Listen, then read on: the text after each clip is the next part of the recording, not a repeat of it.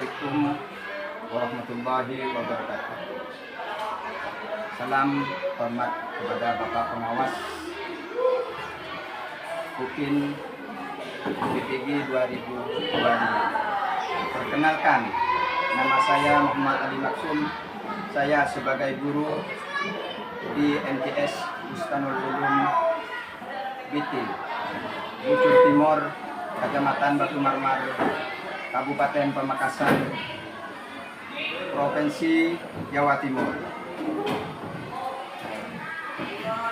Saya sebagai mahasiswa PPG 2025 di LPTK UIN atau Universitas Islam Negeri Haji Ahmad Siddiq Jember dengan nomor induk mahasiswa 24540111991. Pada kesempatan kali ini saya akan melaksanakan ujian kinerja PPG 2025 di kelas 2 materi perkembangan ilmu pengetahuan dan di masa Daulah Abbasiyah. Dengan ini saya ucapkan terima kasih. Wassalamualaikum warahmatullahi wabarakatuh. Assalamualaikum warahmatullahi wabarakatuh. Waalaikumsalam warahmatullahi wabarakatuh. Bismillahirrahmanirrahim. Bismillahirrahmanirrahim. Bismillahirrahmanirrahim. Mari sebelum kita mulai pelajaran, sebaiknya kita berdoa terlebih dahulu agar dengan harapan ilmu yang akan kita pelajari menjadi ilmu yang barokah dan bermanfaat. Doa dimulai.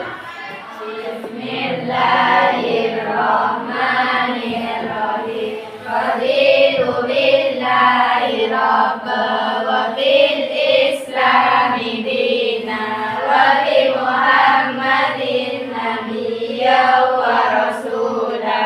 Rabbi zidni ilman warzuqni fahman. Amin ya rabbal alamin. Rabbana fa'na bima 'allamtana. Rabbi 'allimna alladhi yanfa'una. Rabbi faqihna wa faqihatlana wa qarabati lana fi dinina ma'alil qudari unsa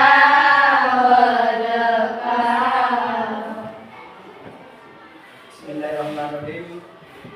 Bapak Guru terlebih dahulu ingin mengabsen kehadiran kalian.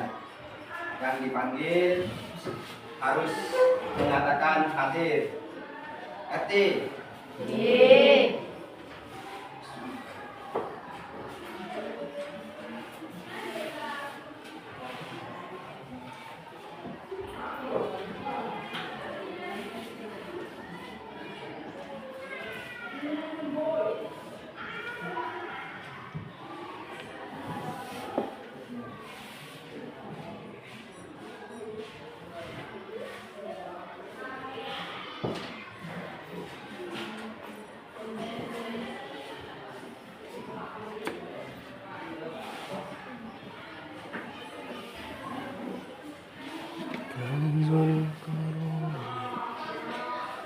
Saya bersama Ahmad Ali Hasan Ramadhani, Ainur Rosikin, Dewi Haji Darwis,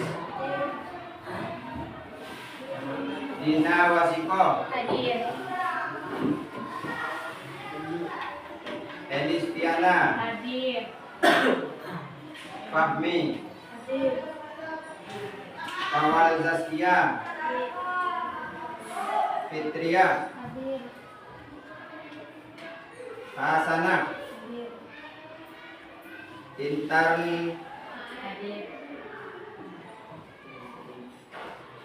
Lailatul Fitriyah. Lailatul Syarifah. Muhammad Firdaus. Muhammad Yusuf. Muzayyana. Nabilatul Jannah. Hadir.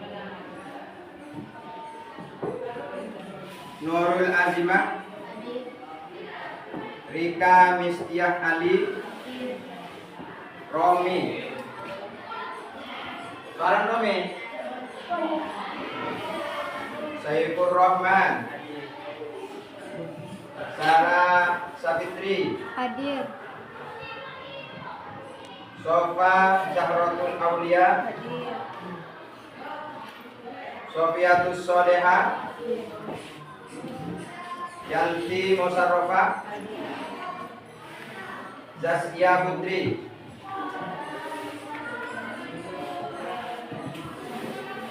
Ya, cukup. Pada sini kita mulai pelajaran. Pelajaran kali ini ataupun materi kali ini yaitu kita akan membahas bersama-sama yaitu tentang materi ajar ilmu pengetahuan seperti kedokteran, astronomi, filsafat, matematika, dan kimia. Dengan adanya dibangunlah lembaga yang namanya Baitul Hikmah menjadi pusat penerjemah dan pengembangan ilmu. Untuk lebih efisiennya, mari kita bersama-sama simak dengan seksama video kali ini tentang Baitul Hikmah, tentang berdirinya Baitul Hikmah. Kemudian kalian itu diskusikan. Nanti setelah pemutaran video ini, kalian itu diminta untuk berdiskusi dengan kelompoknya masing-masing. Karena metode yang saya ambil pada kali ini yaitu PBL, Problem Based Learning. Jadi di mana sistem belajar mengajarnya yaitu bertumpu pada siswa sendiri. Siswa itu dituntut mampu menganalisis ataupun menyimpulkan pelajaran yang kalian simak di video. Karena guru ini hanya sebatas fasilitator. Jadi apa yang kalian tidak mengerti, ada permasalahan yang kalian tidak kuasai, nantinya kalian itu bisa bertanya kepada guru. Namun sebelumnya setiap apa-apa itu jangan langsung ditanyakan kepada gurunya. Kalian itu berpikir rembuk sendiri dengan teman-teman kalian tentang ilmuwan ini. Siapa yang lahir di Baitul Hikmah itu yang paling maju sampai sekarang ini, yang ilmuannya masih karyanya masih digunakan. Ayo secara langsung kita tonton video sama-sama.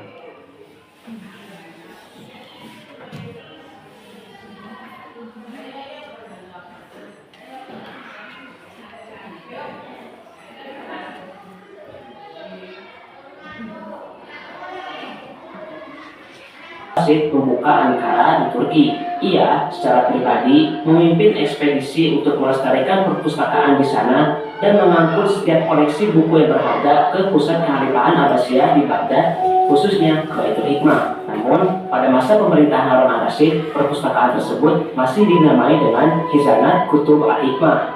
Nama Baitul Hikmah sendiri baru diperkenalkan dengan nama tersebut oleh Khalifah Abbasiyah bernama Al-Ma'mun.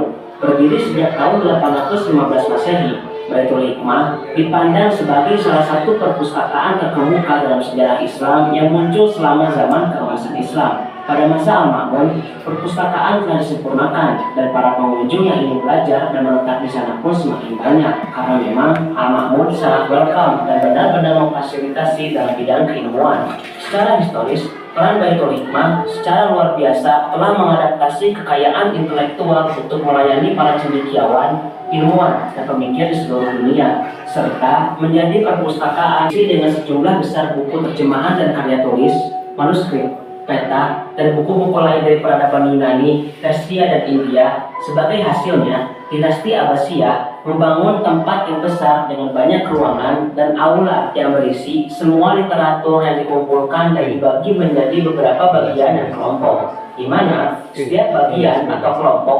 didedikasikan untuk koleksi sains tertentu. Setiap koleksi disimpan di rak yang terdapat dinding pemisah di antara yang satu dengan yang lainnya. Buku-buku di dalam Baitul Hikmah diindeks sesuai dengan cara yang sama seperti di perpustakaan modern ketika ada metode katalogisasi yang jelas untuk judul buku dan manuskrip. Beberapa sarjana telah membuat indeks mereka sendiri untuk tulisan-tulisan mereka, misalnya Al-Bairuni telah membuat daftar dan mengindeks buku-bukunya sendiri, dan buku-buku Muhammad bin Zakaria Al-Razi. Baitul Hikmah memiliki berbagai bagian yang meliputi penyimpanan buku, peminjaman buku, penyalinan dan penceritan, peta dan manuskrip, dan yang terakhir ada bagian khusus penerjemahan dan penulisan buku. Sekarang kita akan mulai membahas bagian-bagian perpustakaan secara rinci di menit-menit selanjutnya. Pertama, penyetoran buku. Proses ini pada masa bagaimana perkembangan ilmu pengetahuan pada masa dinasti Abbasiyah. Kemudian kalian itu barusan sudah menyimak dan melihat siapa saja ilmuwan-ilmuwan yang lahir dan terkenal dan hasil karyanya sampai saat ini masih dijadikan rujukan. Maksudnya masih dipakai ilmuannya. Mari sesuai dengan rencana Bapak, kalian itu sudah dibentuk menjadi beberapa kelompok, yaitu menjadi 4 kelompok. Kalian masing-masing sudah saya bagi tugasnya masing-masing dari beberapa ilmuwan yang harus kalian cari ataupun kalian pelajari. Diskusikan tentang ilmuwan-ilmuwan, tentang nama ilmuwan itu, karyanya apa, dan distribusinya apa manfaatnya kepada Daulah Abbasiyah dan pada masa sekarang ini. Jadi kalian rembuh bersama dengan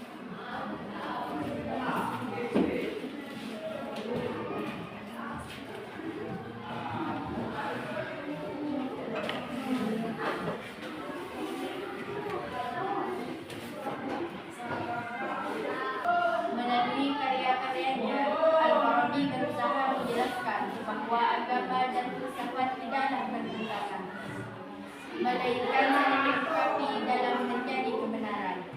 Salah satu karya terkenalnya adalah oleh dunia, bukan hanya diakui oleh kalangan umat Islam semata, melainkan diakui oleh seluruh alam semesta.